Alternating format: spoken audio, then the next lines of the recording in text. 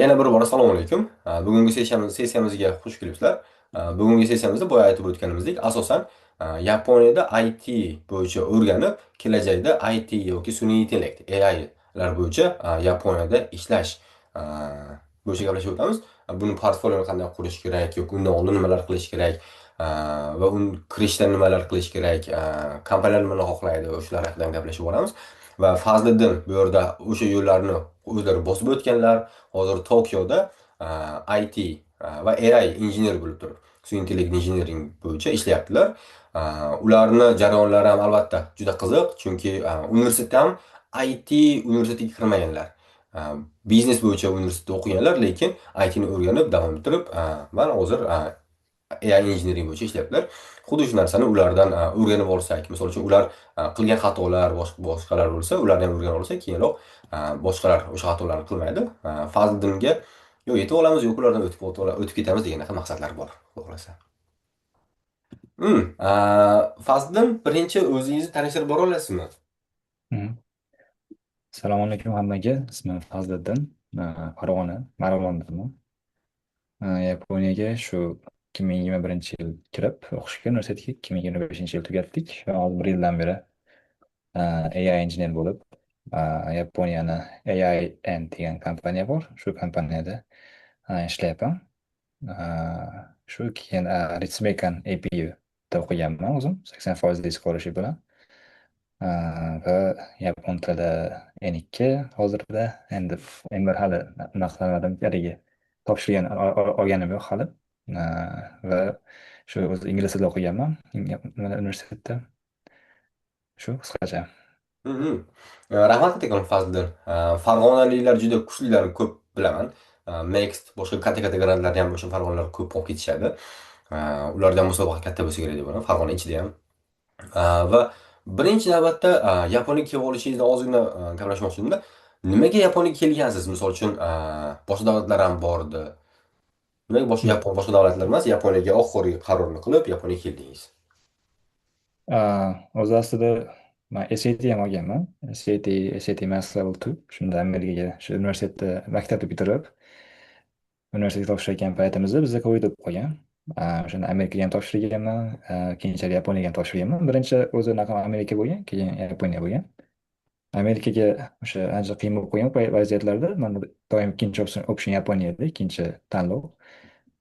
Va o'sha Amerikani anaqasi tufayli, cheklovlar ko'payib ketganligi tufayli Yaponiyaga kelishga qaror qilganman. Uh, Hmm. uh, Keyin shu Yaponiyaga anaqa bo'lgandan keyin, o'sha tanlanganimdan keyin, hozir bir daqiqa. Yo'q. Uh, Shu Yaponiyaga anaqa bo'lgan, kelish oson bo'lgan nisbatan o'sha paytda Amerikaga nisbatan. Va o'sha kirgan universitetim ham 80% scholarship berganligi uchun to'lanadigan pul unaqa katta bo'lmagan. Amerikaga solishtirganda bir 10 barobar kam bo'lgan Yaponiyada to'lagan pulim.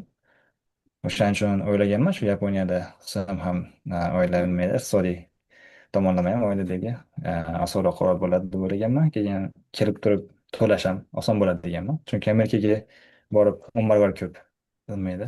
Tuition'da to'lagandan ko'ra, o'sha kontrakt to'lagandan ko'ra Yaponiyada 10 barobar kamida to'lagan yaxshi deb o'ylaganman. Chunki farq qanaqa bo'lgan desangiz, Amerikada o'sha 50 ming dollarlik 50 ming dollarlik kontraktdan 20 ming to'lashim kerak bo'lib qolgan. Yaponiyada 2 ming bo'lgan. 2 ming. Mhm. O'shaning uchun Yaponiyaga qaror qilganman. Endi Yaponiyaga qaror qilishimdan oldin ham o'sha topshirishimdan oldin ham yapon tilini bilganman man. Chunki ham yapon tilini o'rganib qo'yganman. Hammaga qarshi. Qancha o'rganib qo'yganman desa endi chop qo'ygandim kelishdan oldin. Shu narsalar ham bor. Endi qanaqa u endi chop qo'yishimga sabab nimaga desangiz, endi ingliz tili IELTSdan 7 olgandan keyin, o'sha Amerikaga topshirgandan keyin, o'sha paytda o'zida yapon tilini ham o'qiyotgandim. Bir paytda o'zida. Keyin boshida M5 oldim, keyin 4 oldim, keyin N3 oldim. Bilsalaring mabodo o'sha O'zbekistonda ikki xil test bor, JLPT bor va NAT degan test bor. Man N5 ta NAT'da olganman aprelda. Undan keyin iyulda doim JLPT bo'ladi, iyul bilan dekabrda. Iyulda N4 olganman, keyin sentabrda N3 oldim unaqadan NAT'dan. Mhm. qisqa muddatda haligi o'sha kram studiya qilib o'qidim. Shunaqa bo'lib, shunaqa tayyorgarlik bo'lgan, hammasi bo'lgandan keyin o'sha qaror qilish kerak bo'lgan. O'ylaganman, ham yapon tilini o'rganib bo'ldim. Keyin yapon, agar bilsalaring o'sha Rishtonda anaqa yapon til maktabi bor, o'sha yerda ham bir borib ko'rganman. Qiziq bo'lgan, yaponlar bilan suhbatlashganman. Judayam yaxshi. Nima deydi, ularni misol uchun insonga bo'lgan hurmati sira boshqa. O'shaning uchun Yaponiyada qilganim manimcha yomon fikr emas deb o'ylab Yaponiyaga kelganman. Mhm. Endi qisqacha tarix uzayib ketdi-yu, shunaqa. Mhm. Yo'q, zo'r, rahmat kattakon. Ko'pchilik Yaponiyaga universitetga kelayotganda yapon tilini oldin bilmaydi. Misol uchun yapon tili ikkinchi variant, uchinchi variant bo'lsa ham yapon tilini keyinroq o'rganaman deganlar ko'p bo'ladi. Lekin hozir men bilan misol uchun ko'pchilik gaplashayotganimizda 100% grant olgan, Keio boshqa joylarda yaxshi grant olgan yoki Max grantlarni olganlarni gaplashsak, 8 IELTS bor. Undan tashqari yapon tilini N2, N3 darajada biladi degan narsa bo'ladi. Hmm. O'sha narsalarga ham albatta, misol uchun siz oldindan planlashtirib tayyorgarlik ko'rganingiz ham zo'r bo'lgan ekan. Shunaqa yaxshi tayyorgarlik ko'rish yaxshi mevasini beradi deb tushunamiz albatta. Hmm. Endi bu yerda Fazliddin, oldin gaplashganimizda ham siz o'zi Yaponiyaga kelishdan oldin ham IT bo'yicha o'zini tayyorgarlik ko'rgansiz, shug'ullanib yurgansiz. IT bo'yicha gapiradigan bo'lsa, o'zi man oldin kompyuterlarga anaqa Windows bosib berardim. Haligi Hmm. nimalar bo'ladi-yu, kompyuterxonalar bo'ladi-yu, shunaqa joyda Windows bosib berishadi. И yana shunga o'xshagan xizmatlar bor, kompyuter Hmm. xizmatlari. Antivirus Xizmatlar deganda, ha? antivirus degannaqa. O'shanaqa xizmatlar haligi va anaqaga oldin o'sha ishlay, xullas bunaqada Marg'ilonda bir o'sha odamga shogird tushgan edim, shunaqa odamga. 2016-yilmi, 2015-yil. Shogird tushib, endi bizda o'sha paytlarda shogird tushish bunaqasi madaniyati ko'proq edi. Hozir endi Udemy boshqa narsalardan odamlar o'rganib nima qilyapti. U paytda shogird tushib bo'lardi. Keyin o'shanda shogird tushib, nimani o'rgandim? Windows qilishdi, Windows serverlar qilishdi. Keyin haligi nimada bilsangiz, katta anaqada zavodlarda ularni ham tizimi bo'ladi. Shu tizimlardan bittasi ADNS bo'ladi. Ya'ni ADNS bu o'sha dasturlar, buxgalteriya dasturi O'zbekistonda ko'p tarqalgan. O'shani kompaniyalar ichiga, zavodlarning ichiga qo'yib berardik. O'sha simlarni tortib, Wi-Fi'larni tortib, server kompyuterlarni qo'yib databazaga. O'shanaqa odamga shogird tushib o'rgangandim boshida. Shunda nimani low level deydi, ya'ni sistemadan boshlaganman o'rganishni. Man dasturlashdan boshlamaganman boshida. HTML, CSS o'rganganman, lekin asosiy ko'proq o'sha sistemalar o'rganishdan boshlangan manda. Keyin shu keyin o'sha bir 2-3 yil, 2019-yilgacha ham shogird bo'lib yurib, ancha o'sha ADNS serverlari bilan ishlashda, ancha Windows Server 2008 degan versiya bor. Bularni menimcha hozirgi deyarli hech kim ishlatmaydi. O'shanaqa tizimlar bilan ishlab yurardim. 2019-yildan o'zi Satuga kirganman. O'sha maktabni bitirib, maktab emas, u bizda litsey bo'lgan. Litseyni bitirib Tatuga kirganman. O'shanda ayolisi yetti yarim adashmasam. Shundan keyin olgandim. Tatuga kirib, o'sha Tatuga kirgan sababi endi haligi ham Amerikaga ham topshirganman, Yaponiyaga ham topshirganman, ham Tatuga ham topshirganman, hammasiga kirganman. O'shanda Tatuda o'qib turganman, chunki o'sha har ehtimolga qarshi o'g'li ketolmay qolsam, viza chiqmay qolsa deb. Keyin viza chiqqandan keyin Tatuda tashlaganman.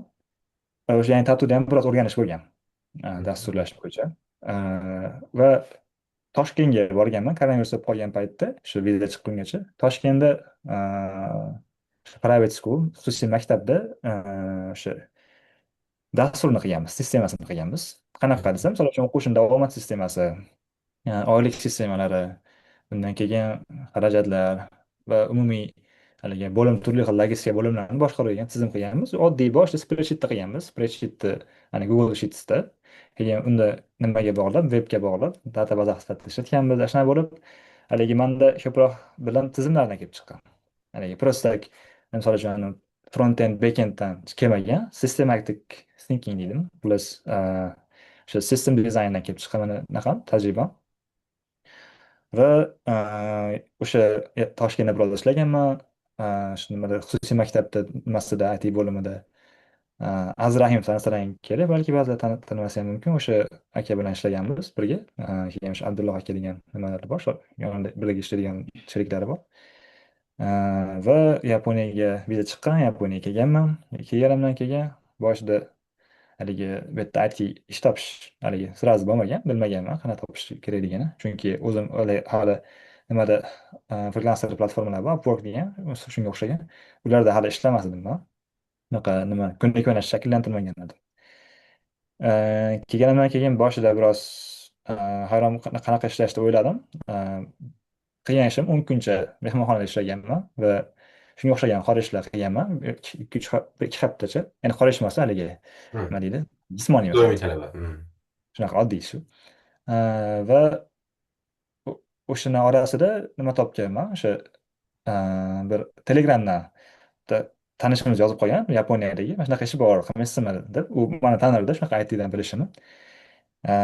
Ya'ni o'sha Shokai culture, ya'ni mani bu odam tanishtirib qo'ygan, boshqa proyektga kirgizib qo'ygan va e-commerce, ya'ni o'sha ishlaganmiz.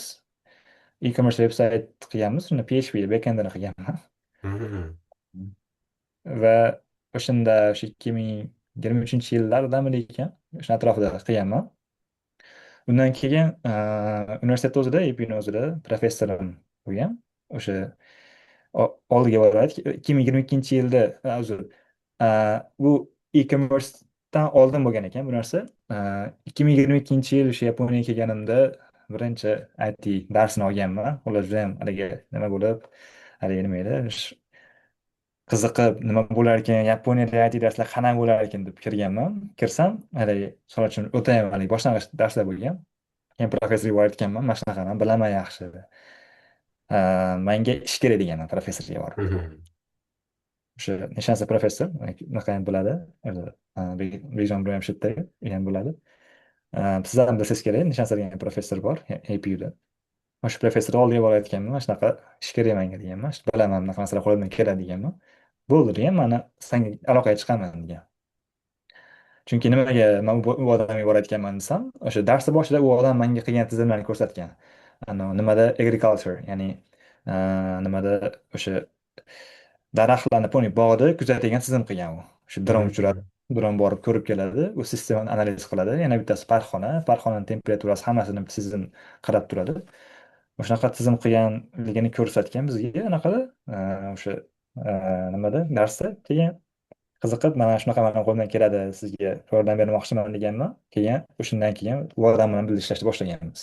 Hı hı. Endi bu degani bir paytda o'zi ikkita ish qilganman. Ham professorga yordam berganman, ham anavi e-commerce ham qilganman. Va o'sha bitirgan paytga kelganda haligi job hunting ham qilganman. Keyin o'sha professor mani hozirgi ishimga nima qilgan? Shokay qilgan, ya'ni shokay degan o'sha taklif qilgan. Tanıştık. Hı. Professor orqali olganman, ya'ni. Hı. Qancha bo'lgan mana shu jarayon. Endi misol detallari bo'lsa, yana gaplashaveramiz. Endi hozirgacha kelgan paytimda shunaqa tajribalar bo'lgan. Hmm. Men hozir bu yerda sezilayotgan eng kattasi tanish orttirish. Mana shu narsani qilyapman, qilamiz birgalikda degan narsalar bo'lgan ekan. Albatta boshida qiziqishingiz, boshlashingiz O'zbekistonda sistemalarga ishga kirib, shogirdlik qilib, boshqa bolalar bilan birgalikda ishlab turib, kimnidir ishini qilib berish orqasidan o'rganib qilib ketgansiz. Tatuda ham o'rganasiz albatta bu yerda. Tatuda adashsam APU bilan Tatuda bir vaqtni o'zida o'qib ketgansiz. APUda viza chiqqungacha. Yo'q, deyarli APU tatuni birinchi semestrdan keyin tashlaganman. Sababi o'sha bu aniq o'ylaganman, viza chiqadi deb o'ylaganman Yaponiyaga. Unaqa qiyin emas deb o'ylaganman. Chunki haligi Amerikani o'ylab uni kip qilganman, lekin o'sha Amerikadan ko'ngil so'ygandan keyin o'sha unchalik nima qolmagan, sabab qolmagan tatuda qolishdi. Zo'r, zo'r. Demak, bu yerda o'sha oylik chiqaradigan sistemalarni qo'ydinglar, o'rgandinglar misol uchun. Keyin Yaponiyaga kelgandan keyin albatta Yaponiya darslarini olishni boshladingiz. APUda darslar hammasi xalqaro degan narsalar bo'ladi asosan. Do'st orttirish, bir-birini tanishish, xalqaro madaniyatni o'rganish deganaqa biznes degan narsalar ko'proq bo'ladi. O'sha narsani olgansiz majburiy endi bu darslar. Yapon tili olgansiz majburiy. Va IT bo'yicha darslar demak bor APUda. IT bo'yicha bor. Endi misol uchun ITchi bo'lamanmi degan odamga yo'q, bo'lmaysiz. IT bilan tanishamanmi degan odamga ha, tanishasiz degan javob. Demak, boshlang'ichga qiziqishga, fundamenti boshlab olishga bor. Undan keyin o'zingiz tortib ketishingiz kerak degan narsa. Agar misol uchun o'sha computer science universitetlarida qarasangiz, 4-kursda qaysidir sohada research qilishadi. Misol uchun aytaylik, compilerlar sifatida, misol uchun kernel optimization, bular juda ham low level unaqa dasturlarni misol uchun tanlab turib ko'pincha qilishadi, data baza bo'yicha research qilishadi. Lekin bizni anaqamiz, to'rtinchi kursimiz unaqa o'tmagan. Uchinchi to'rtinchi Hmm. kursimiz biz IT bas, IT plus business, IT plus finance shunaqangi soha bo'lgan. Men IT plus finance tanlaganman. Shunaqa bo'lib, Hmm. oxirgi research paperni yozgan, o'sha tezisda yozganman, tezist. Hmm. Zo'r, zo'r. Demak, bu yerda ITni boshlang'ich darajada o'rgansa bo'ladigan darslar bor. Endi bu yerda data baza analizis degan narsalar bor deyapsan. Data bazani o'rganib chiqish Ha, degan bor. narsa. Bir vaqtni o'zida biznesga ham biznesga ham matematikaga ham bog'liq tomonlar bor albatta ITni. Hmm. Statistika degan narsalar bor. Ularda ham misol uchun o'zg'un tushunchaga ega bo'lsa kerak deb bo'laman. Keyin programmingni fundamentlari bor, adashmasam. Windows VC'mi o'sha CV'dami qilishadi adashmasam. Biz ham Hmm. kirgandik. Windows analizi bordi. O'sha yerda kichkinagina kalkulyator degan narsalarni yasab ko'rardikda. Yasab Ha, ko'rgandik, shunaqa. o'rgangandik. Undan Saroyda keyin yaxshi shunaqa. Zo'r. ani ham bordi. Linuxni o'rgatadigan professor ham bordi bitta. Ha, albatta Amerikalik bo'ladi. shunaqa. Yaxshi, bitta misol uchun haligi ba'zi bolalar misol uchun bilishi mumkin endi biznes maktabda unaqa zo'r kompyuter o'rgatmaydigan. Bu narsa to'g'ri-yu, lekin shu professorlar muhim deb o'ylayman. Shu professorlardan qo'shimcha dars so'rasa ko'p o'rgatadi ko'pi. Men ham so'ragan, bemalol o'rgatgan. Keyin hali ular gikmi desa yo'q, gik emas u. Lekin sizga yetarlicha bilim bera oladi. A, Qancha yetarlicha deganda, o'sha o'zi bilganichada endi haligi Hmm. sistema qayerdan nima olishdi, o'zi umumiy haligi dasturlashda o'zi ko'pincha tushunchalar bir xilda. Ya'ni ITda, ya'ni software engineeringda, IT esa katta katta ketadi. Software engineeringda tushunchalar o'zi bir xil. Qaysi universitetda bo'lsa ham. Hmm. Shu asosiy tushunchalarni berib bo'ladi deb o'ylayman. Biznes universitetda ham. Hmm. Zo'r. Shaxsan o'zim ham o'sha ITga qiziqqanman, lekin chuqur o'rgana olmaganman. APU'dan ozgina darslarni olganman. Misol uchun Linux haqida bitta dars bo'lardi. Ubuntu degan narsani o'rgatganda rosa zerikib uxlab qolardim hattoki darsda. Lekin yaxshilab e'tibor berib qiziqsa bo'ladigan bo'lar, yaxshi tortib ketsa bo'lar ekan demak. Siz unda endi darslarda aytyapsiz, zo'r IT bo'yicha kuchli o'rgatmaydi. Professorlar bilan o'rganib, misol uchun iltimos qilsa bo'ladi. Undan tashqari o'zingiz nima bilan shug'ullangansiz? Misol uchun qayerda o'rgangansiz? PHP deyapsiz, boshqa narsalarni. O'zi men boshida dasturlashda Node.jsdan boshlaganman. Node.jsda o'sha Udemy'da o'rganganman. Keyin shu JavaScript, hali Angela Yu degan professor naqa bor, o'sha o'rgatadigan instruktor bor. Juda ham mashhur kurslari. Hozir har ko'p tillarda bor, Pythonda bor, JavaScriptda bor, boshqasida bor. Misol uchun eng minimum o'shandan boshlagan yaxshi deb o'ylayman. Men ham ko'rib ko'rganman o'shani. Hmm. Keyin topiklarda ham o'sha qancha o'sha bilimlar kuchaygan sari low level narsalar o'rgatadigan professor naqalar ham bor, instruktorlar ham bor Udemy'da. Undan u yog'i endi tajriba, ishda bo'lgan kelgan tajriba undan yog'i. Hmm. Va Zo'r, zo'r. kitoblar ham shu. Kitoblar Hmm. ham Demak, siz professorlar bilan misol uchun IT darsini olishni boshladingizda, o'sha yerda professorga borib turib, men bilaman, ish bo'lsa iltimos degansiz. Ular endi tanish-panish bo'lish bo'yicha ishlar chiqqan, o'shalar bo'yicha birgalikda yordam berib yurgansiz professorga. ha, Bir vaqtni shunaqa. o'zida aytdingiz, PHP'ni backend tomondan onlayn do'kon yasashga yordam berganman dedingiz. Uni qanaqa Ha. qilib topgansiz unaqa ishni? Talaba bo'lib. Shu Yaponiyada IT sohasidagi yaqin sohada adashmasam o'qiyotgan, ishlayotgan tanishim bor edi. Shu bilan gaplashib qolgan edik. Mana shunaqa man IT qilib kelganman, shu Yaponiyaga keldim deb aytganman u odamga. Bitta narsa muhim, o'sha kim bilandir gaplashsangiz, agar hali endi misol uchun hali nima edi, o'zi sohangizda tanilib, misol uchun tajribaga ega bo'lmaysizdan oldin qiladigan ish deb o'ylayman. Doim o'zingiz nima qilayotganingizni tanishtirsangiz juda ham muhim. Professorga ham bosh qilgan, misol uchun bo'sh vaqtimda bunaqa proyektlar qilaman, dasturlashni o'rganaman yoki bunaqa ishlar qilaman desangiz, o'sha odamda qoladida miyasida. Keyin qachondir shu nima kelganda, vaziyat kelganda sizga aytadi, ey palonchi, nimaga sizga aytadi desangiz, xohlagan ishingizda birinchi kerak bo'lgan narsa bu ishonchda. Misol uchun siz tanimagan dasturchidan ko'ra tanigan dasturchini ishga olishingiz osonroq bo'ladi, aytishingiz osonroq bo'ladi. Misol uchun sizga dasturlashda IT sohasida nimadir proyekt qilyapsiz, maslahat kerak. Siz LinkedInga qarab turib nima qilmaysiz, odam qidirmaysiz, kim menga maslahat berar ekan. Sira tanishingizga chiqdi. Hmm. Imkoniyat chiqqanda odamlarda doim tanishga chiqish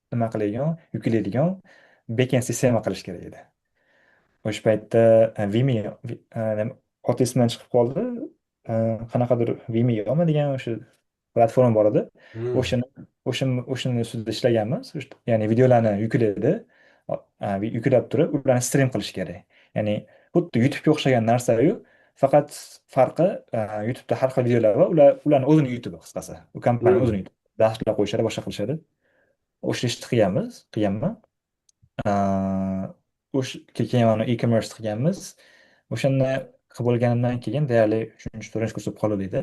Hmm. Job hunting Job payt, hunting qilgansiz. job hunting qilishni boshlaganman. Orada boshqa ishni ham qilganman haligi. Har IT ishlari nima ko'zlari ortib borgandan keyin haligi Kaygo qilganman orada. Kayva, ya'niki? Kaygo. Kayva. Ha, ha, ha. Hmm, hmm, hmm. Adreesam unda yaxshi pul to'lashadi. Part time orqali. Yaxshigina pul to'lagan.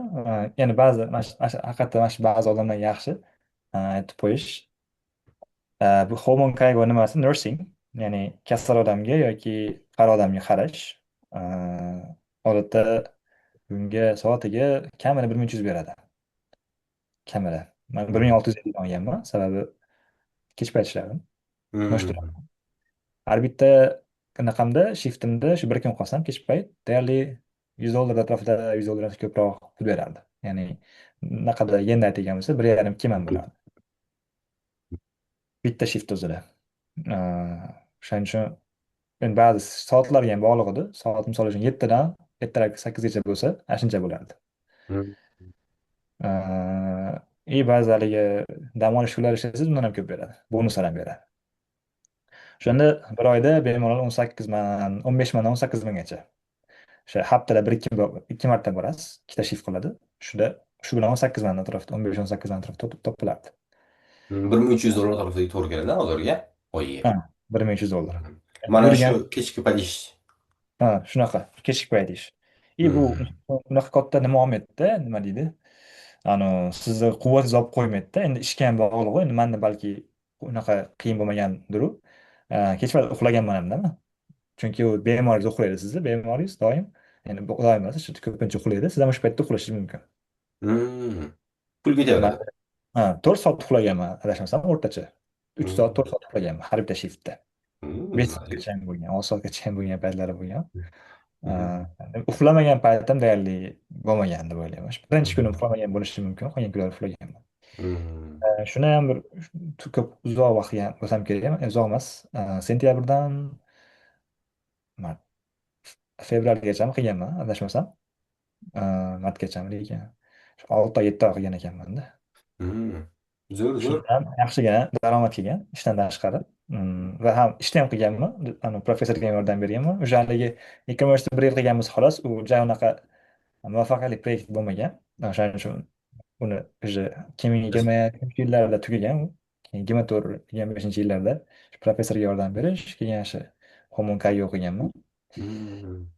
Shunaqa. Keyin ITdan qancha pul topgansan desangiz, Yaponiyada odatda unaqa unaqa kuchli bo'lmagan dasturchilarga, haligi unaqa tajribasi ko'p bo'lmagan dasturchilarga yoki yapon tilini bilmagan dasturchilarga shu minimum oylik beradi. Minimum o'sha soatbay beradi. Minimum soatbay odatda shu 1200 dasturchi ishlarga. 1200 dan 1500gacha. Hmm. Bu ham unaqadan ko'ra ko'proq nisbatan. Mana Oddiy o'sha ishlardan ko'ra. oddiy ishlardan ko'proq. 1200, Hmm. 1500. Hozir bilmadim. O'rtada o'sha qanchalik ko'tarilib qoldi-yu, lekin shunaqa atrofida. Hmm. Demak, bu IT bo'yicha unchalik malakangiz katta bo'lmasa ham, birini qilib topib, ilishib, ishlab tursangiz, endi soat bay to'lanadi bu yerda. Full time ish emas. 1200, 1500 bu yen. Uzr, soatiga Hmm. 1200, 1500 yen. Shu, soat bay bo'ladigan bo'lsa, 8-9 dollar atrofida, $10 gacha Ha, beradigan degan maks narsa. $10 bo'ladi odatda boshlang'ich. Hmm. Endi misol uchun haqiqatda tajribasi kuchli bo'lsa, unda 2000 dan ko'p bo'ladi. Unaqa tajribasi kuchli odamlar odatda 2-3 yil professional tajribasiga ega bo'ladi-da. Hmm.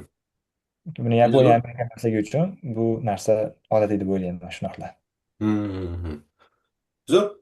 Endi bu yerda keyinroq ham boshqa ishlarda ham ishladingiz. Keyin ishga haqiqatda kompaniyaga topshirayotganingizda, albatta bu yerda variantlar bor kompaniyaga topshirayotganda. va hozir topshirgan ishlayotgan kompaniyasiga kirishingizda aytingiz professor tanishtirgan deb turib. Ha, va bu yerda professor tanishtirib bergan bo'lsa, albatta kompaniya o'zini tekshirib ko'radi, misol uchun qancha yil biladi, nimalar qila oladi degan narsalar. O'shalarga qanaqa portfolio ko'rsatgansiz yoki unaqa bo'lmaganmi? Professorga ishlaganman, o'z portfolio professorim bo'lganda. To'g'ri O'sha ketgan o'sha bilan. ha, chunki o'zi portfolio tashlaganman albatta. Ya'ni e-commerce qilganim hamma yo'q qilgan tashlaganman professorga, kompaniyaga bergan. Ya'ni u haqida bo'lgan u portfolioga. O'sha portfolio men muhim narsalardan birasi professorga yordam berganligim bo'lganda bittasi. Hmm. O'shani ko'rib O'sha chiqib turib, davay deyishgan. davom etishgan. Keyin professorim u nimaqada kompaniyada roli o'sha advisor bo'lgan. Shuning uchun a, Hmm. Hmm. yaxshigina haligi nima deydi? Yordam bergan. Pozitsiya qabul qilishgan. Hmm. Zo'r, zo'r, zo'r. Bu yerda tanish, o'rtirish degan narsa anchagina foydasi tegibdi bu yerda albatta. Hmm. Hmm. Endi kompaniyaga kirdingiz, kompaniya ishlayapsiz va hozir nima qilyapsiz? Nimalar qilib boryapsiz? Hozirgi qilayotgan ishim odatiy dasturlash software engineeringdan ancha boshqacha. A, balki hozir aytsam ba'zi insonlar tushunmasligi mumkin, nima qilayotganligim yo'q. Internetda qidirib ko'rsa bilishadi. Nvidia'ni hardverlari bor.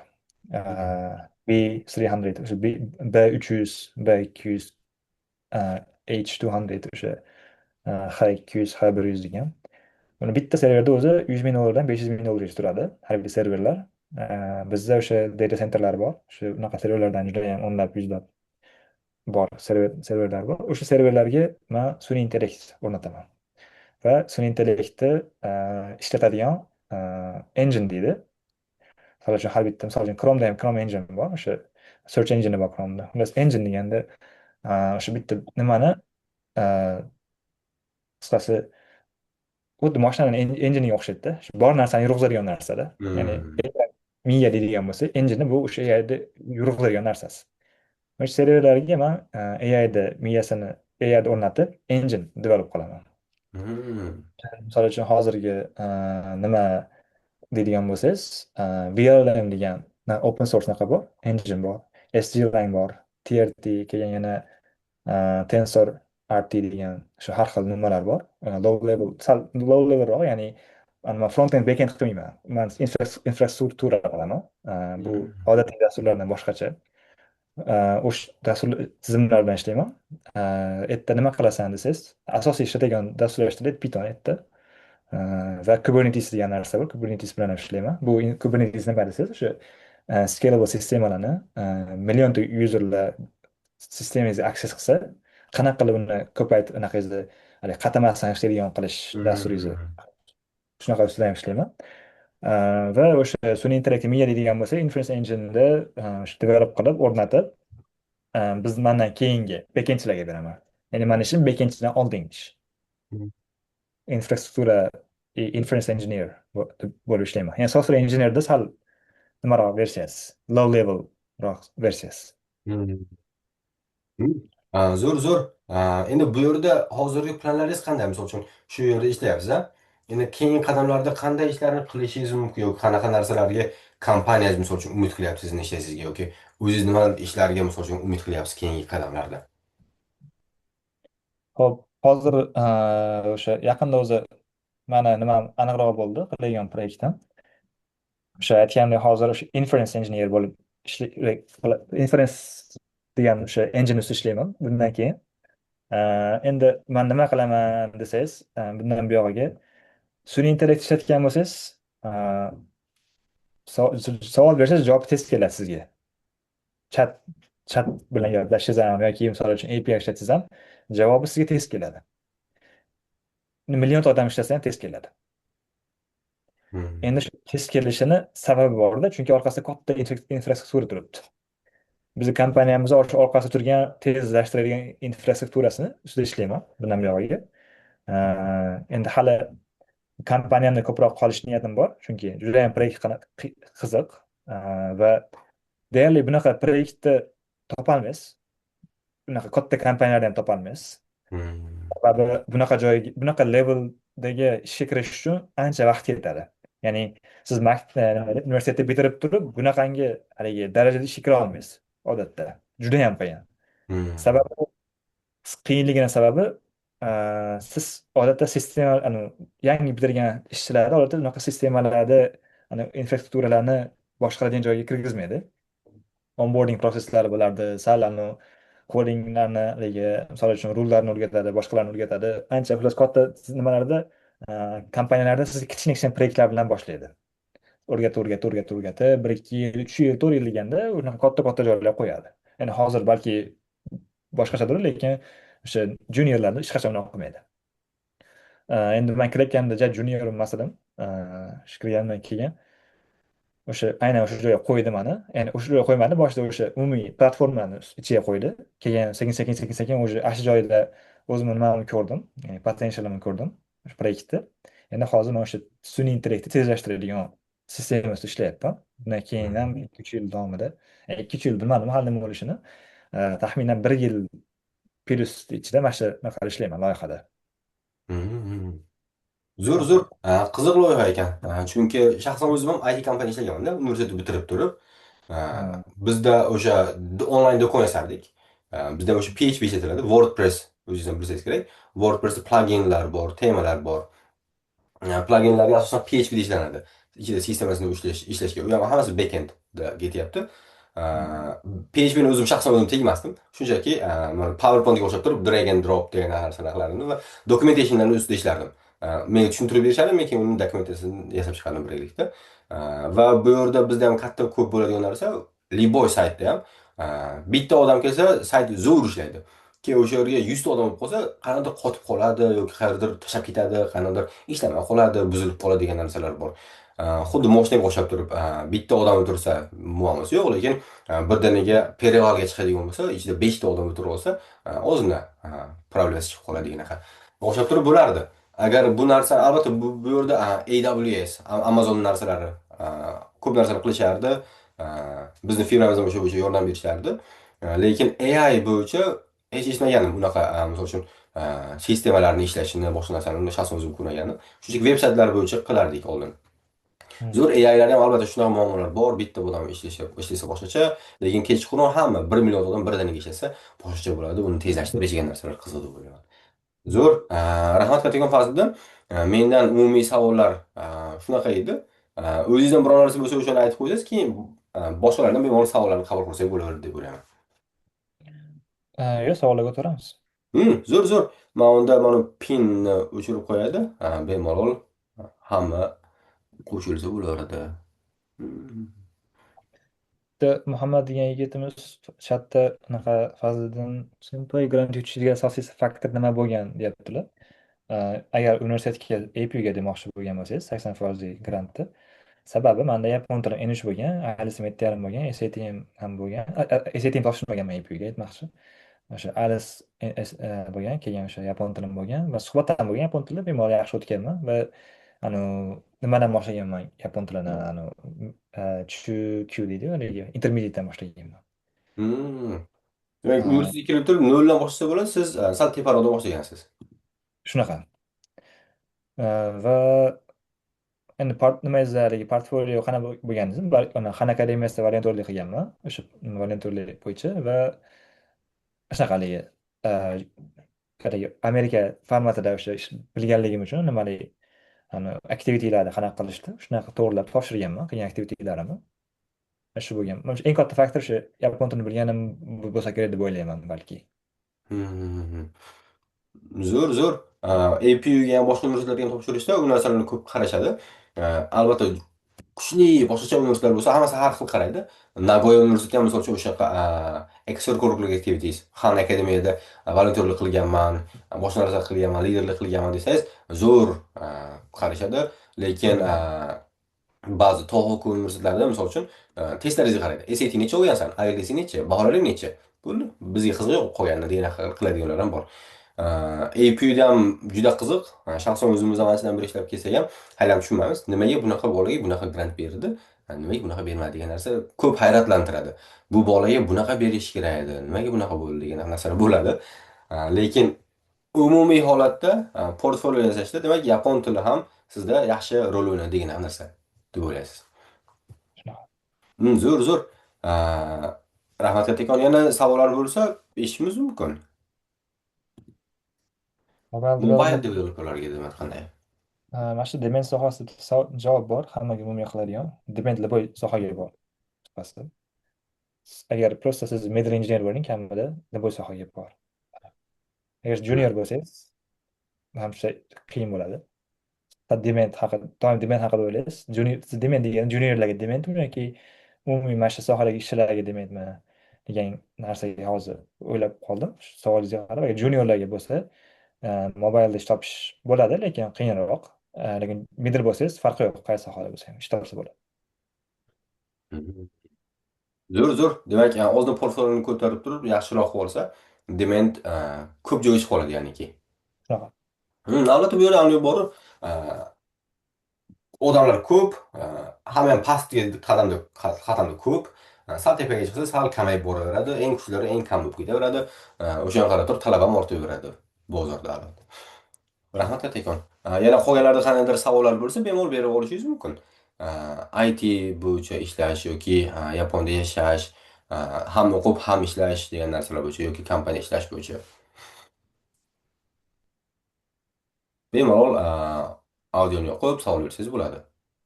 Muhammad, audioni yoqib ko'rasizmi? O'zingizla gaplashib ko'rasizmi unda?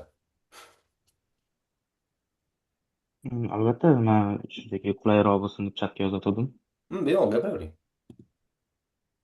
Shu savolim shu, hozir nechinchi kursdan ish topish va umuman ishlashni maslahat berardingiz demoqchiman ularga. Ammo siz universitetga kirganmidingiz? Hozir 10-chi sinfda. Yo'q, hozir yurtibsiz-a? yo'q, hozir universitetda emasman. Man o'ylashimcha hozirdan topsangiz ham bo'ladi. Birinchi kursdan emas, undan ham oldin topsangiz ham bo'ladi. Shuni maslahat beraman. Qancha IT sohasida bo'lsa, erta topgan shuncha yaxshi. Sababi biz ishxonamizda hozir 17 yoshli turkiyalik post training injener bor. Deyarli mana bunaqa ishlayapti. Tushunarli. Keyin ikkinchi savolim, hozir IELTSdan 7 bor, lekin JLPT katta ehtimol bilan 5 chiqadi. Shunga keyingi yil tayyorlanib yaxshiroq grant olishga maslahat berasizmi yoki risk qilib bu yil ham topshirib ko'raver deysizmi? APUgami? Umuman Yaponiyadagi universitetga. Tushunarli. Agar grantingiz 50% dan ko'proq bo'lgan bo'lsa, Yaponiya APU tilida aytganda 50% dan ko'proq bo'lgan bo'lsa keyin yaxshi, chunki kelib turib ko'proq ish qila olasiz. Agar undan kam bo'ladigan bo'lsa, moliyaviy holatiga qarang. Yordam bera oladigan odam bo'lsa, keyin yaxshi. Agar o'zingizga qoladigan bo'lsa, sal o'ylab ko'ring. O'sha huquqsiz ham bo'ladi deb o'ylayman. Ko'proq. Hmm. Shunaqa, Yaponiyada 7 IELTS bilan topshirish degan narsa juda ko'p universitetlar bor. 7 bo'lsa hammasiga yetadi. Hech qaysi universitet 7,5 talab qilaman degan narsa yo'q. Lekin qanchalik yuqori universitetga chiqsangiz, o'rtacha qabul qilinayotgan bolalarning darajasi 7,5-8 bo'lib ketadi. Sal pasaytsa, shunchalik tushib ketaveradi. 7 bu dunyoviy o'rtacha normalniy eplasa bo'ladigan degan daraja bo'lib qoladi. Agar siz o'shani 7,5 qo'ysangiz, shansingiz ortadi albatta. 8 qo'ysangiz undan ham ortadi. Yapon tilingiz N5 daraja bo'lsa, yapon tiliga bo'lgan qiziqishingizni ko'rsata olasiz xolos, lekin N3, N2 degan darajalar bo'lsa, haqiqatda u men normal ishlaganman bu ustida degan narsani ko'rsatsangiz bo'ladi. Shunga N5 da unchalik o'zingizni maqtay olmaysiz deb o'ylayman. Ko'rsangiz bo'ladi. Lekin N5 bor, 7 IELTS bor. O'sha holatda Mextga harakat qilsa bo'ladi. Oh. Mext elchixona granti ham zo'r. Prosta O'zbekiston bo'ylab bitta yoki ikkita bolaga beradi xolos, o'shanisi qiyin. Shuni so'ramoqchi edim, ya'ni shanslar qanaqa demoqchi edim. Hmm. Next'da. Institutlarga to'g'ri topshirishda ko'p universitetlar o'zida ham Mext bor. U universitet orqali Mext olish bor. Uni olsa bo'ladi. Lekin qiyin ham, oson emas. Chunki universitet bo'yicha bitta yoki ikkita bo'ladi. Yoki ba'zi universitetlar bo'lsa uni ham olish mumkin. Topshirib ko'rish kerak, ko'rish kerak. Lekin O'zbekiston elchixona orqali topshiriladigan bo'lsa, konkurensiya katta, lekin bepulga topshirib ko'rsangiz bo'ladi. Nimaga topshirib ko'rmayapsiz siz degan narsada bepulga lotereya berilyapti-da, qo'shilib ko'ring, nimadir berilsa, katta narsa beriladi bu yerda. To'liq yo'l kiralaringizgacha, stipendiyalargacha, to'liq o'qishingiz bepulgacha qilib beradi. Urib ko'rish kerak deb o'ylayman.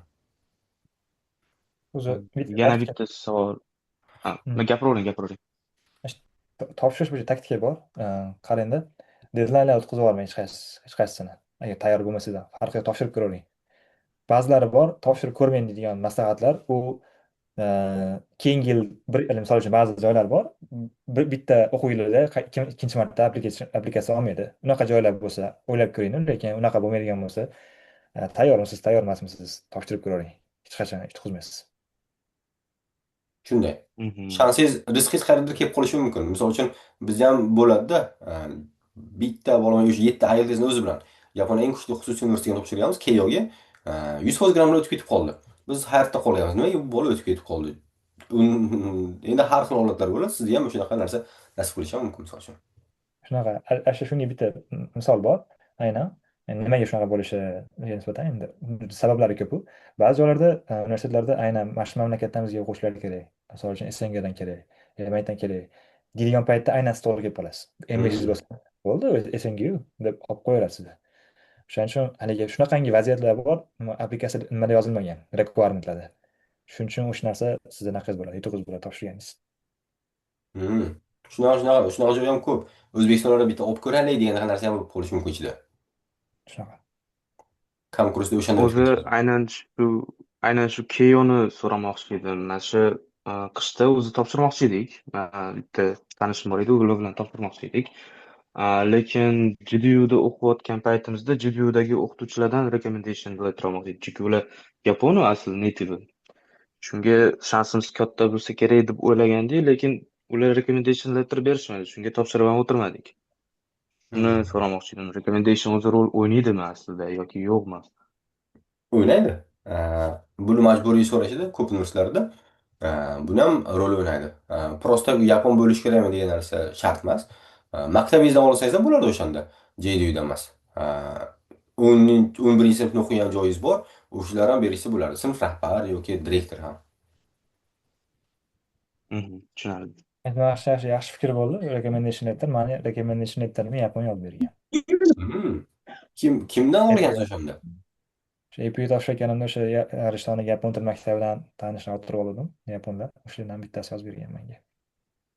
Iltimos qilgansiz. Undan demak tanisha o'rtirib o'shanga aloqa chiqa olgansiz. Shunaqa.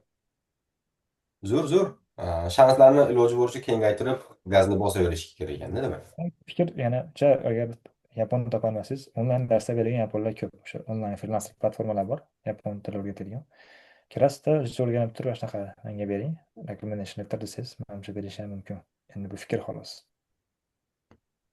Albatta, zo'r. Ademsam Fazliddin bilan biz 2019-yilda gaplashgan ekanmiz. Facebookda yozgan ekansiz, universitetga kelishdan oldin desam, mana shu universitet topshiryapman, nima deb o'ylaysiz, anaqa qilib so'ragan ekansiz. Oldingi chatimizga bir qarab ko'rgandim. Shunaqa. Hmm. Test Shunaqa. qilgandik. Odamlar bo'lib qoladi. Misol uchun bir yozib qo'yadi-da, shu bilan fikrlarni olib turib, miyasiga qo'yib turib, bir joyda yonib turib, keyin ketaveradi. Shunaqa. Zo'r. Yana kimdir qanday savollar bo'lsa bemalol.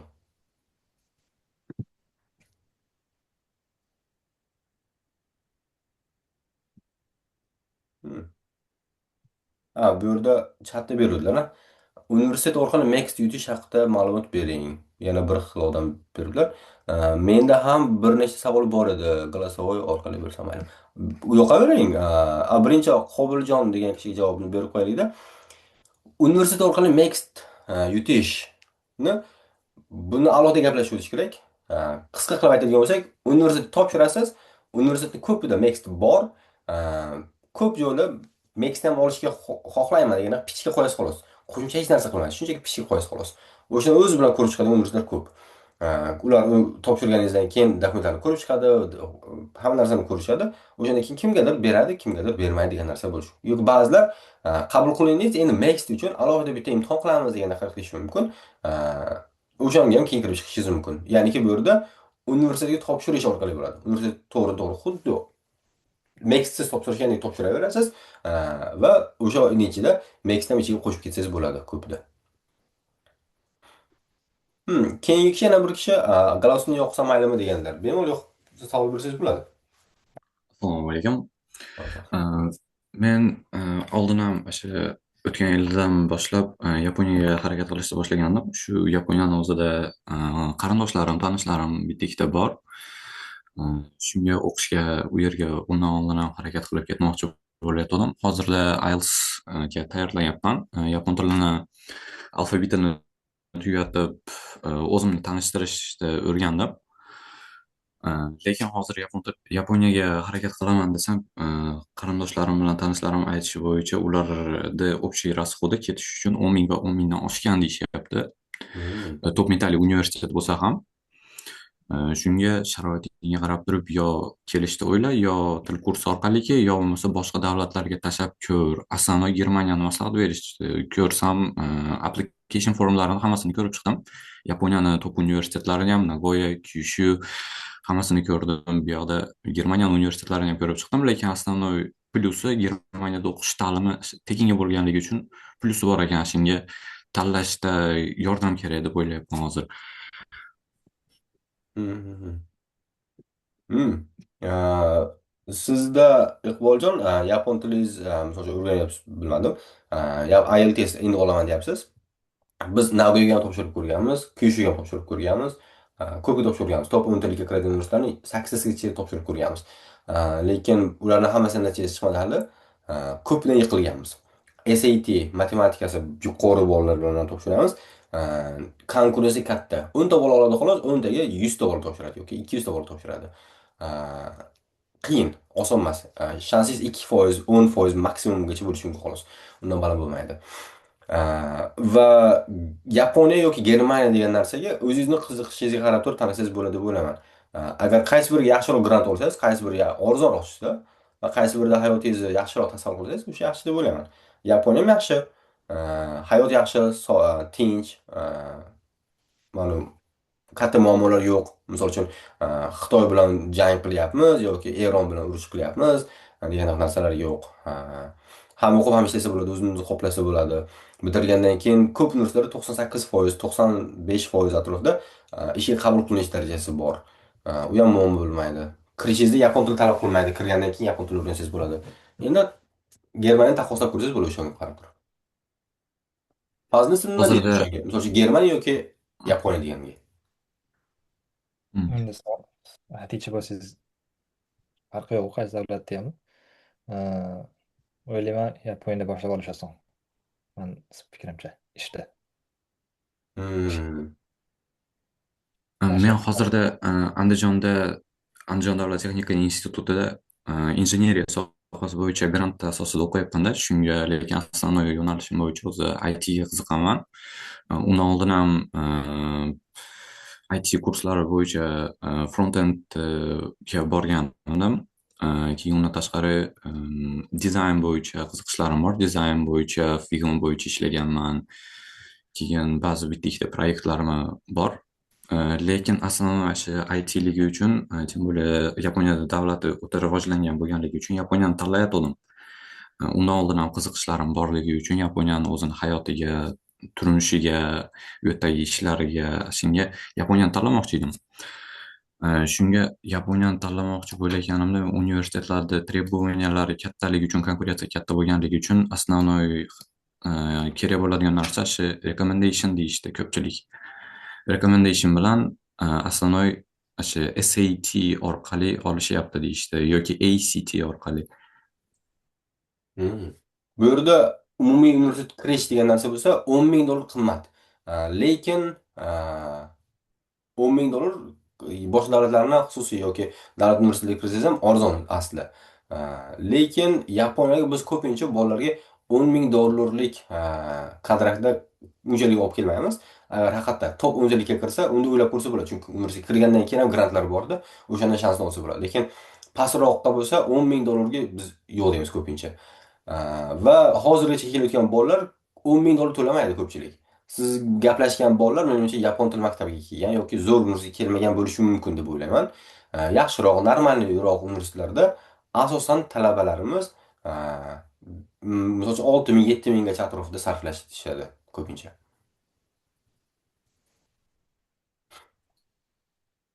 Undan oldin matematika o'qiganligim uchun hozir SATga ham bir qator tayyorgarlik ko'rib ko'rmoqchiman-da. Shunga olib turib bir qator topshirib ko'raymikin deb o'ylayapman. Hozir topshirib ko'rsam ham ko'pchilik registratsiyasi tekinga bo'lyapti. Tем более shans bo'lib qolsa deb o'ylayapman. fazla aytdilar, urinib ko'ring, bitta tashlab ko'ring. Nimadir chiqishi mumkin. Chiqmasa, hozir o'qib ketyapsiz, davom ettiraverasiz. Keyingi qadamda keyin yana topshirib ko'rsangiz bo'laveradi. Hech kim yo'q demaydi hozir topshirib ko'rishingizga.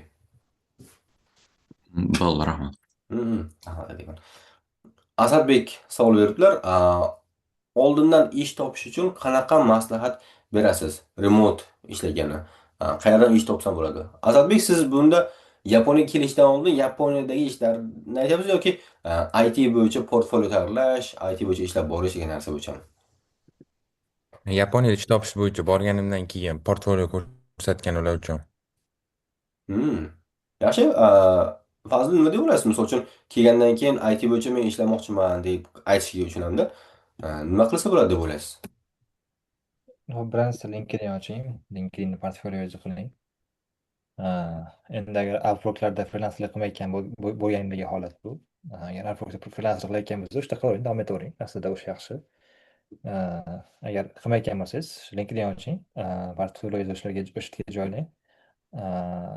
Va o'z haqingizda boshqa haligi qilayotgan narsalaringiz haqida ko'proq haligi postlar qo'ying. Shunda keyin o'rgangan narsalaringiz haqida postlar qo'ying. Va o'sha iloji bo'lsa trend bo'layotgan topiklarda o'rganing. Misol uchun hozir backend frontenddan ko'ra ko'proq o'sha backend frontend sun'iy intellekt bilan qilish ko'proq tema bo'lyapti, aytaylik. Shunga o'xshagan mavzularda misol postlar qo'yganingiz ham yaxshi, ya'ni zamon bilan hamnafasligingizni ham ko'rsatib qo'yasizda. Chunki hozir ko'p universitetlarda, joylarda sizni frontend backenddan bilishingizdan tashqari AI bilan qanday ishlashingizni ham so'rayapti intervyu jarayonlarida. Misol uchun sen AI qanday ishlatasan, qanaqa ishlatgan bo'larding bunaqa holatda, qanaqa trast qilish kerak, shunga o'xshagan savollarni ko'p berishyapti. O'shaning uchun o'ylayman, haligi frontendchimiz, backendchimisiz doim o'sha sohangizda eng muhim bo'lgan narsalar o'rganib, LinkedInda o'rtacha portfolio qiling va LinkedIn topshiring ko'p bunaqalarga, kompaniyalarga. Chiqadi ko'p, juda ham ko'p postlar bor LinkedInda o'sha nima qilingan, joblar post qo'yishadi. Va boshqa nimalar ham bor. Yaponiyada o'sha joblar post qo'yadigan. Kelib oqtarsa ham bo'ladi, chiqadi sekin-sekin. Va o'sha Facebookda ham chiqadi, boshqa bo'ladi. Keyingi narsa, eng muhimi, eng oson bitadigan yo'l tanish orttiring. IT sohasida LinkedIndan yozing kerak bo'lsa, Facebookdan yozing o'sha odamga. Palonchiman Yaponiyada, shuning man universitetda o'qiyman, IT sohasiga qiziqaman, bunaqa ishlar qilaman. Ishyoqmi deb yozing, doim yozavering. Nima qilmang, o'sha hijolat bo'lmang. Mana shunda ko'proq shans deb o'ylayman. Просто hech kim bilmasdan kompaniya topshirgandan ko'ra mana shuni shans katta ancha. Demak, bu yerda ham o'rganib borish kerak, o'rganib borish davomidagi jarayonlarni ham blogga o'xshab turib, LinkedIn boshqa joylarda yoritib borsalar, odamlar tanib boradi. Ha, bola mana shunaqa narsa qilayotgan ekan, shunga qiziqayotgan ekan, intilayotgan ekanlar degan narsaga biladida. Bir vaqtning o'zida boshqa shunaqa tanishlar bo'lsa, tanishlarni orttirib, ular bilan aloqaga chiqib, yurishsa, mana shanslari ortadi degan narsa bo'lyapti. Zo'r. Rahmat kattakon. Yana qolganlar qanday savollar bo'lsa bemalol yoki Asadbek o'zingizda bo'lsa ham.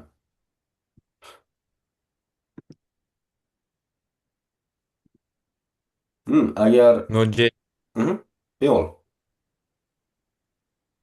Node.js bo'yicha Udemy'da odam aytganingiz ismini eslab qolmadim. Ayta olasizmi? Hop. Ikkita bor. AngularU bor. JavaScript bo'yicha umumiy. Keyin sal low levelroq naqa bor. Kurs bor. Udemy'da Node.js bo'yicha. Ota Jonas nima ekan, hozir ko'rib beramiz sizga. Oti juda ham mashhur o'zi, shuni yozsa chiqadi. Jonas Skidmanmi? Shu hozir naqa aytishga qo'yaman otini. Mana shu odamni kursini bu aslida buni mana bir dasturchi, EPAMda senior dasturchi bo'layotgan tanishim bergan buni menga. Mana shuni ko'rganda. O'sha paytda. Mana shu instruktorda. Hop, chatga tashyapman. Mana shu odam. Udemy kurslari ham bor, YouTube'da ham bor. YouTube'dan ko'rsangiz ham bo'ladi. O'sha yaxshi tushuntirgan, ya'ni thread pullarni qanday ishlashini, single thread application qanday ishlashini, shu Node.js'da qanaqa qilib boshqarishini, Asinkayo hammasini tushuntirib bergan shunda tushunib olsangiz shuni juda ham yaxshi. Faqat dasturlashda algoritmlar bilan qolib ketmay shu umumiy hamma tizimlar qanday ishlashini tushunib oling. Hozir bitta funksiyadan ko'ra umumiy hammasini bitta qilganda qanday ishlashi ko'proq muhim bo'lyapti, chunki AI bitta funksiya yozib beryapti xolos, bemalol. Lekin hammasini bitta qilib turib, bitta tizim qilib berolmayapti hali. O'shaning uchun siz faqat shu bilan cheklanib qolmangda, haligi hammasini birga qilgan tizimlar ham o'shalarni bilimdan ishlatib qurib ko'ring. Ha, hop, rahmat. Yaxshi, rahmat Ladakon. Yana kimdadir qanday savollar bo'lsa, oxirgi savollarni qabul qilib olsak bo'ladi. Keyin уже 1 soatdan ortib ketdi. Tugatsak ham bo'lar deb o'ylayman.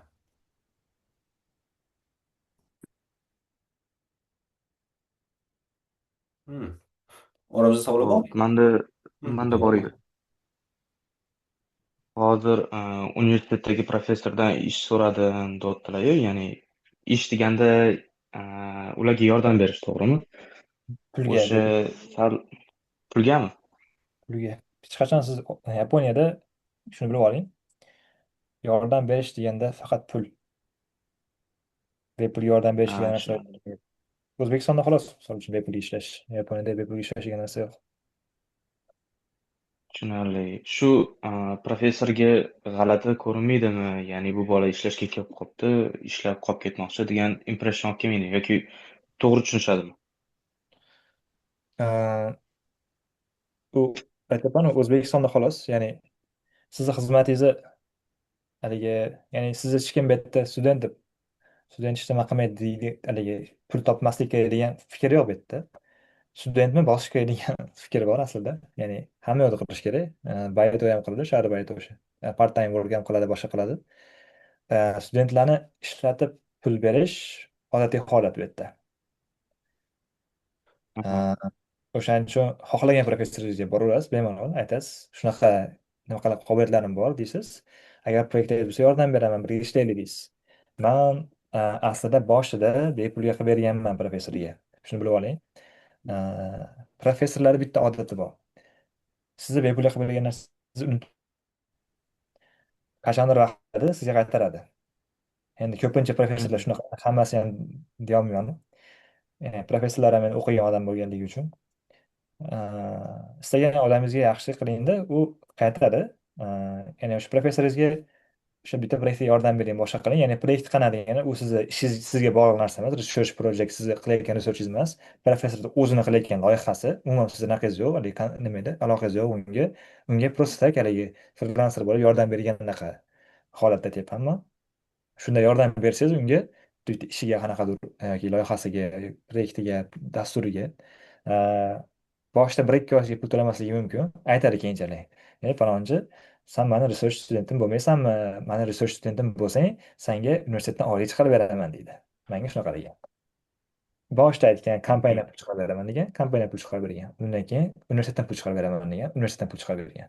Universitetdan APUdan 10 minggacha pul olganman oylik sifatida. O'ylay 10 ming olayotgani, manimcha teylar ham 4-5 ta qilsa ham ololmasa kerak deb o'ylayman. Ba'zi nimalarda, fanlarda. Ya'ni man nima просто uyda ishlardim. Xuddi o'sha dastur qilgan ishimni qilardim. O'sha faqat o'sha nimadan research centerdan menga oylik qilib berishardi. Bu bola research qilyapti, research man professorni ishiga yordam berardim. U professor ishi haqiqatan universitetga bog'liq ish, lekin menga bog'liq ish emas. Va yana bitta narsa bor. Professorlar studentlarni ishlatib pul berishi odatiy holat universitetga ham. O'shaning uchun siz shu sistemadan yaxshi foydalanish kerak. Ya'ni har bir professorlarga universitet pul beradi. Senga mana shuncha resursingga pul ajratdik, ishlatgin deb. O'sha pulni sizga berishi mumkin oylik qilib. Ya'ni o'ziga olmaydi hech qachon. Ya'ni sanaga budjet ajratdik deydi. Budjetni qanaqa sarflashing o'zingga bog'liq deydi odatda. O'shani siz olishingiz mumkin oylik qilib. Tushunarli. Buni aniqlashtirib olmoqchi edim. Shu bu yerda Yaponiyada universitetlarning o'zi ham talabalarni ishga qabul qilib oladi ichida. U misol uchun oddiy ishlardan, eng pastki ishlardan xonalarni tozalash degan ishlar ham bor hattoki.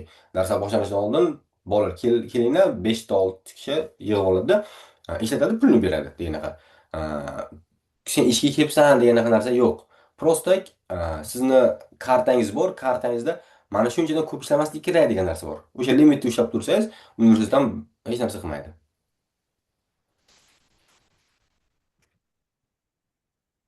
Qonun Tushunarli. doirasida. Misol uchun tungi klub degan narsalarga ruxsat berilmaganda sizda. Hmm. Yana kimdir qanday savollar bo'lsa, oxirgi savollarni olsak, yoki bo'lmasa, shu bilan tugataveramiz. Oxirgi kimlarda savol bormi? Manda bor edi savol. Beravering. Bu anaqa o'qishga kirish, borishdan, yashashdan hammasidan tashqariga chiqib ketgan mavzuda. Ana Yaponiya fuqaroligini olish haqida. Ikkita yo'li bor deb eshitganman ko'pincha. Yo yapon ayoliga uylanish yoki 10 yilmi qanchadir vaqt yashash kerak edi. Lekin boshqa usuli ham bor ekan. 1-2 yil yashab, imtihonga o'xshagan qayerda topshirar ekansiz. Siz hujjatlaringizni tayyorlab beradigan tashkilotlar ham bor ekan Yaponiyada. Tayyorlab berishar ekan, qanchadir 70 ballmi shunaqadan ko'p ball olsangiz, sizga yapon fuqaroligini berar ekan. O'sha narsa adashmasam shunaqamidi? Mhm. Hmm. Shu haqida ma'lumot bera olasizmi? Rahmat kattakon, Shoyatbek. Shaxsan meni yapon fuqarolikni olish bo'yicha tushuncham katta emas. Sizga mana shunaqa bo'ladi degan narsani ayta olmayman. Hozir aytgan narsalarim aytadigan bo'lsam ham, ular hammasi men eshitganman, qulog'imga eshitilgan, qayerdir aytilgan narsalar bor xolos. O'zi ko'zim bilan ko'rgan yoki o'zim boshimdan o'tkazgan narsam yo'q. Shunga aniq ayta olmayman. O'zim tushuncham bo'yicha yapon fuqarosiga uylansangiz pasport bermaydi. Men ayolim yaponiyalik, menga pasport bermagan. So'ramaganman u. Lekin so'rasam ham menimcha bermaydi osonlikcha. Ularni ko'rib chiqishadi. Talablari bor. O'shanga javob berishim kerak, keyin beradi. Va bu yerda ayolim yapon bo'lishi shunchaki qo'shimcha plus xolos, u asosiysi emas. Bo'ladi. Va ballik sistemi bor. Ballik sistemi u anonimga beriladi. Pasportga emas, doimiy yashovchi degan viza bor. O'shanga ballik sistemi bor. U universitet bitirgansiz, ishlaysiz, shuncha pul topasiz, yapon tilini bilasiz degan darajalar borda. O'sha bo'yicha ballik sistemi qo'yilgan. Unisi bor. Lekin Yaponiya ham bir fuqarolik davlat. Agar siz yapon fuqaroligini olaman desangiz, O'zbekiston fuqaroligiga chiqib ketishingiz kerak bo'ladi. O'sha narsani hisobga olish kerak. Tushunarli. Rahmat. Xo'p, rahmat kattakon. Fazli siz bilmaysizmi o'sha yapon fuqaroligini olish bo'yicha? Yapon fuqarolik deyaptilar. Fuqarolik olmoqchi bo'lsa, O'zbekiston fuqaroligini ketish kerak edi. Ketish kerak. Ancha o'ylab ko'rgan narsa, u oson narsa emas. O'zbekiston fuqaroligini ketishga, O'zbekistonga kelmoqchi bo'lsangiz, viza olib kelishingiz to'g'ri keladi. Shunday. Ana yapon fuqaroligini olgan odam qanchadir ko'p davlatga vizasiz kirib yuraveradi degan bordi-ku. Bor. Bu narsa bor. Men o'ylayman, hozir darajasiga yaxshisi bu narsalar umuman sizlarga qaror qilishingizga ta'sir qilmaganligi yaxshi deb o'ylayman. Siz hech qachon Yaponiyaga kelib, 10 yil yashagandan keyin ham fuqarolikni ololmasangiz kerak odatda. Agar qanaqadir maxsus judayam special case edi, shunaqa bo'lsa, olish juda ham qiyin. Yoki bitta yo'l bor. Endi bu yaxshi yo'l emas u. O'sha qochqinman deb topshirasiz, viza berishadi sizga. Fuqarolik berishadi. Tushunarli. U fuqarolik olishni endi alohida menimcha konsullar bilan gaplashib turib hal qilsa yaxshi bo'lsa kerak. Rahmat kattakon. Endi bugungi seminarimiz asosan IT bo'yicha gaplashdik, lekin universitetga kirish, universitetda ishlash, o'qish, bitirgandan keyin ish topish degan narsalar bo'yicha gaplashib o'tdik. Savollarga javob berdik. Menimcha ko'pchilikka o'zi qiziqqan savollar bo'yicha javoblarni ham olib olishdi deb o'ylayman. Fazli oxirida sizda biror narsa bo'lsa, aytib qo'ysangiz, shu bilan yopamiz. O'sha IT sohasiga qiziqganlar bo'lsa, haligi fikr bor, doim sizda qolsin. Agar junior bo'lsangiz, agar ya'ni universitetga kirmagan odamlarga, universitetga kirmagan o'quvchilarga, agar siz hali darajasiz junior, hali uncha bilmaydigan, middle bo'lmagan bo'lsa, siz dasturlashni o'rganishdan ko'ra ko'proq universitetga kirishga fokus qiling, chunki chet elga kelganingiz sizga ko'proq imkoniyat beradi. Hozir o'shda qolib dasturlash qiyindan ko'ra, yoki nimaga bunaqa deyapsan, siz agar haqiqatdan siz o'zi ITga juda ham qiziqib, yolg'onadigan odam bo'lsangiz, o'zi middle darajaga kelgan bo'lasiz shu paytgacha. agar kelmadingizmi, demak o'sha universitetga topshirishni priority qiling. Universitetga kirgandan keyin o'qisangiz ko'proq imkoniyat bo'ladi. O'zbekistonda o'sha yerda o'qib, universitetga kirmasdan ITda o'qiganga nisbatan. O'shaning uchun o'sha universitetga kirmagan odamlarga o'sha qaror qilayotganda mana shu narsa juda yam katta manda nima bo'lgan, haligi ta'sir qilgan. Ya'ni qo'limdan ish kelardi u paytda bemalol. Toshkentda ham yaxshigina pul topa olardim. Lekin o'ylardim, xalqaro darajada mani darajam qanaqa deganda middle masala hali u paytda. Qilganim bilan ham, boshqa qilganim bilan ham haligi dasturlash tili bo'yicha middle masala, software engineering bo'yicha. O'sha narsa shu menga qaror bo'lgan. Chet tilga ketib davom ettirsam ko'proq imkoniyatlarga erishaman bu yerda qolgandan ko'ra. Kuchli hali bu yerda o'zi misol uchun EPAMlarda middle senior bo'lganligim uchun shunaqa qaror qilganman. Zo'r maqsad bo'ldi. Rahmat akam, bu yerda misol uchun kichkinagina akvariumchada o'zingiz bilan o'ynab yursangiz, qaysidir darajaga chiqishingiz mumkin, lekin bu yerda akvarium baribir kichkina. Katta narsalar yo'q. U yerda katta nahanglar yo'q. Shuning uchun katta nahanglar bor okeanga chiqib ko'rish kerak. Okeanda bir harakat qilib ko'rish kerak, o'sha yerga o'sib olish kerak degan narsa zo'r. Shanguslar bor, misol uchun Yaponiya ekonomikasi katta, aholisi ko'p, rivojlangan. O'shaning o'rtasida sekin-sekin rivojlanib, kelajakda misol uchun o'zingiz yo'lingiz topishingiz kattaroq bo'lsa kerak albatta. Rahmat kattakon. Fazliddin, bugun vaqt ajratganingiz uchun, qo'shilganingiz uchun, maslahatlar uchun, hammasi uchun rahmat kattakon. Albatta aloqada bo'lamiz. Agar qiziqqanlar bo'lsa, Fazliddinni xudo xolasa LinkedInlarini gruppidan bo'lishib qo'yamiz. Qiziqqanlar ularning ishlarini kuzatib borsanglar bo'laveradi. Agar GitHub bo'lsa, GitHubdan tashlab qo'yishingiz mumkin. GitHub bo'lish narsa deyarli ko'p narsa yo'q. Mayli, deyveradi.